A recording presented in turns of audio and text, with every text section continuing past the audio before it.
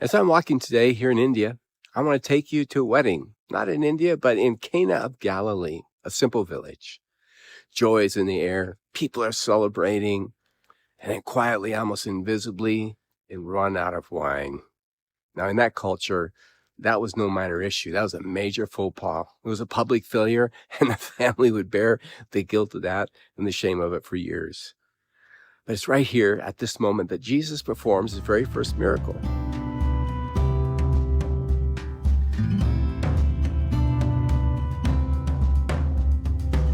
Mary, his mother, was there, and she brings the problem to Jesus.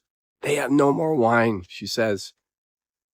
No demand, no solution, just honesty. And Jesus responds, "Woman," which, sounds terse to us, but in those days it was a proper term. "Why do you involve me? My time has not yet come." Now, he's not rejecting her. He's redefining how he's going to act. Not by family pressure, but by the Father's timing.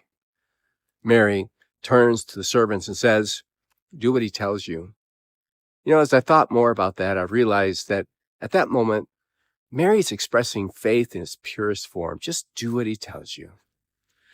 Nearby are some water jars that were used for ceremonial purification.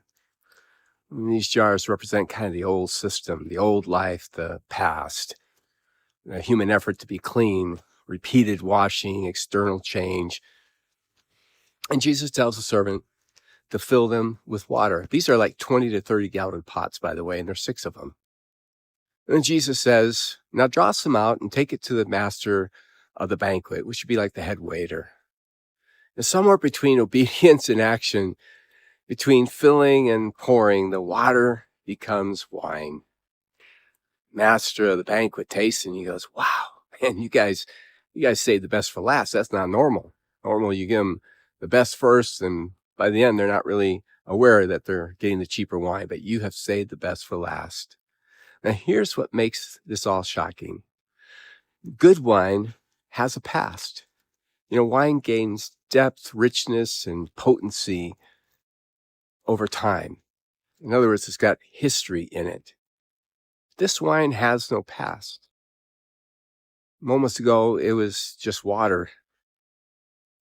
And yet, it tastes as though it's been carefully aged, as though it had years that were behind it.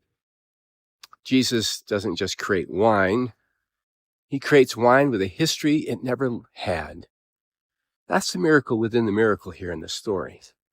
And this is where John chapter 2 becomes deeply personal. When Jesus saves us, he doesn't just forgive us or move forward. Nah, he gives us a new path. Spiritually speaking, he treats us as though our sin had never occurred. One of my favorite Bible verses says, God made him who had no sin become sin for us, so that in him we might become the righteousness of God. Not eventually righteous, not mostly righteous, but righteous now. Like the wine, we were given a depth we didn't earn, a standing we did not live long enough to deserve, a history rewritten by grace. Jesus doesn't just merely cover up our sin. He actually removes our past. He removes our sin. He throws it as far as the east is from the west. Remembers it no more, it says. He doesn't deny our story. He redeems it. I want you to notice something else. Jesus never hands out the wine himself. The servants do. They carry what Jesus has transformed and they pass it along. In other words, they're passing this grace that they didn't create. And most people at a wedding never even know where it came from.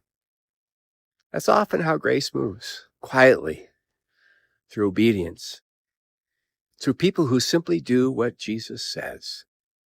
And in the same way, Jesus gives us a new standing and then invites us to carry that grace to others. That's why I'm here in India.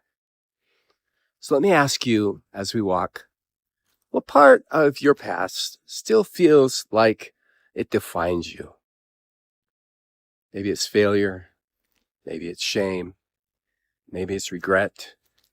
Maybe it's some sin, some dark sin. Listen, in Christ, it no longer does. The gospel isn't just that you're forgiven. It's that you have been recreated. Like the wine at Cana. You're given a depth that you didn't have before, that you didn't know. It's something you can't earn. It's just given to you. A new past, a new standing, a new life. This is what it means to walk the path with Jesus. Not pretending the jars were never empty, but trusting him to fill them with something that's entirely new. God is so good, and he is so gracious to you and me. I hope that these thoughts that I've shared with you today will help you realize that you are loved by God. You're chosen by him. And that whatever your past has been, old things have passed away. Behold, in Christ, all things become new. From Timeless Netiv, the Netiv Olam, the eternal pathway, walking with you here today in India. May God give you his peace.